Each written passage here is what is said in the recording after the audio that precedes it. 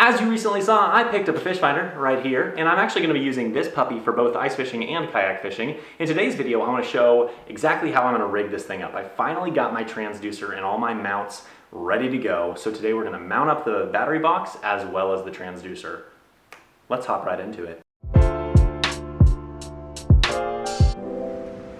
So before we get started rigging up the physical battery box itself, I wanted to explain everything that you need to get started. The first and most obvious piece is the fish finder and then the transducer. The next things are obviously going to be your cord for your battery, physical battery itself, and the less obvious pieces are things such as a waterproof box, some form of mounting bracket for your fish finder, my favorite part, a drill, and last but certainly not least, one little section of pool noodle. Let's get into it. Full disclosure, I am not alone. I have my friend Tyler right here. Hey, Tyler. He actually already made one of these and it works really well. That's the reason we're going with this specific setup. If you want to see another video on this, as well as just videos of him using his, I'll link his channel in the description below. Holy cow, guys. I completely forgot the other thing that we need. Fierce. Grab that one. I guess I'll do a Labatt. So starting from square one, what I'm gonna do is take the battery box and line the battery up in it exactly how I see it fitting in there. And then what we're gonna do is go ahead and drill a hole in the battery box so that way we can get our power cord through there to connect to the battery. So I'm thinking I'm gonna go ahead and drill the hole at the very top corner of the side of the box. That way the cord can easily slide through, and then I'm gonna just go ahead and plug it up with this thing that's actually for my ice fishing package, and that way I can just feed the cord through there and then plug that hole with this. So I drilled the hole and then I ended up having to use my Dremel to kind of expand it a little bit, but that allows for this rubber stopper to just fit very snug in there. And so it's gonna be actually, I think it's gonna be really, really watertight. Let's test it out and see if the battery fits okay.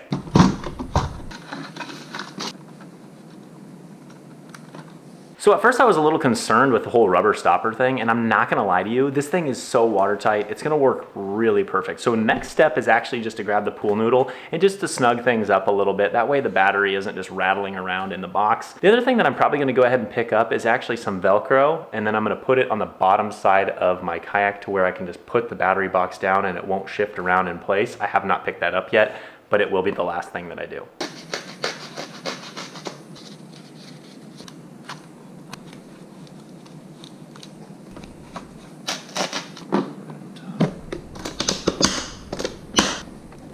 Take a look at that, boys.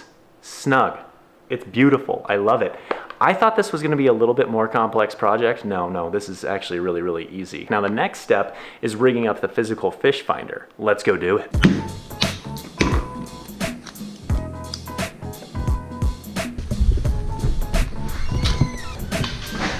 So I'm actually just using this Railblaza mount. Now, I don't have any ties with them or anything, but I really do like their product. So I would recommend that if you need mounts and any kind of brackets, Railblaza is a great one to do it. The other thing is it's already a stock option for the Lowrance Hook 2, which is the fish finder that I have, so it felt like a natural fit. And then we'll just attach it directly to my kayak because I have the rails where this can just slide right in. So just like that, because these Railblaza mounts are really, really convenient, it's already mounted. And now the only thing left that we have to do is go ahead and mount the transducer itself. And that's very simple because what we're gonna use is, what's that stuff called? Duck seal.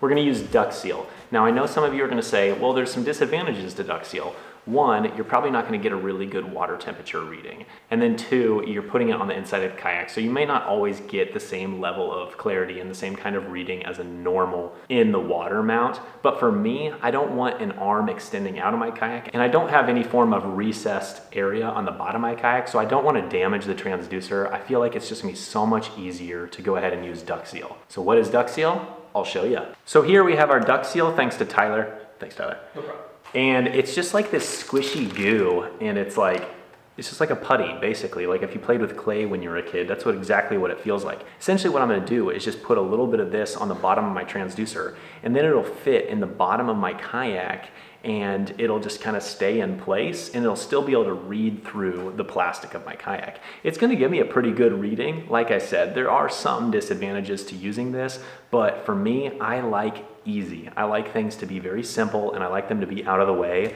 and this is going to be my best friend. So on my Native Manta Ray 12XT, I've got this front hatch and it's just like a rubberized hatch. And what I'm gonna be able to do is just pop that open, and I'm gonna slide the cords just through underneath for now. So this is exactly where the battery box is gonna go. And like I said, I'm gonna get some Velcro, put it on the bottom, and then that way it stays in place very nicely. So we'll go ahead and put that in there. So Tyler tells me that for the duck seal, you just cut off a piece, you kind of work it around a little bit just like you would clay. Once it's a little bit more pliable, you apply it to, do you put it on the transducer first, or you put it in the bottom of the kayak? I put it in the kayak first and then press the transducer down into it, and then take the extras, kind of fold it up on the sides. It's kind of like a nice little putty, and it's relieving a lot of stress, I tell you what, and I think it's exfoliating my skin. So we actually have the transducer in the bottom of the kayak, we have our battery box in there. Now let's just plug it in and just show you the finalized product.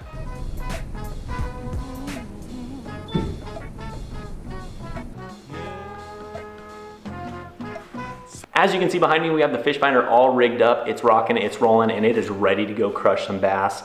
I'm gonna be taking this puppy out very soon, and when I get that video made, it's gonna be right up there, so click on that and we'll catch you over there. Otherwise, I'm very, very happy with how my kayak is turning out. It's like $1,000, and look at it, it's beautiful. We're gonna go through the whole thing in the next video, so stay tuned. Cheers.